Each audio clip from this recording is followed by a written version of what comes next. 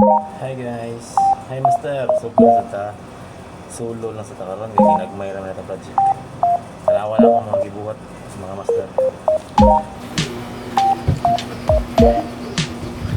Mag-connect tag mga wire master na yan na dapat i-off na to ang breaker para safety gid sa ato ng mga lihok. Dapat naka-electrical tape gid siya ikaw man before nimo itapang usa.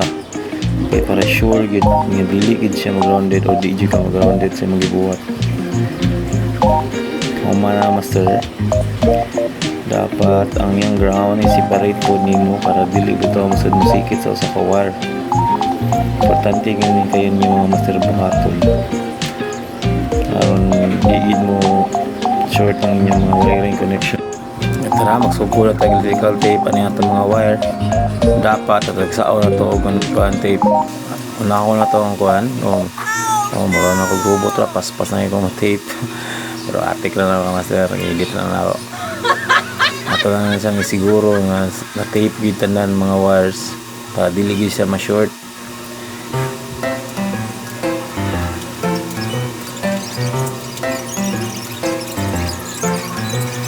Secure na to ang mga connections na dili siyang kuan. So humana man na to the connection ng electrical. Isog na to ang suction connection. Ibutangan to check valve master para maka dili mo balik ang pundo ito sa tangke. Dili man i-pressurize pero importante na aga check valve master para preventing na pundo ang pipe ug ang pump. Hapit na ni mahuman master. Tataod magpaugal ako sa solvent.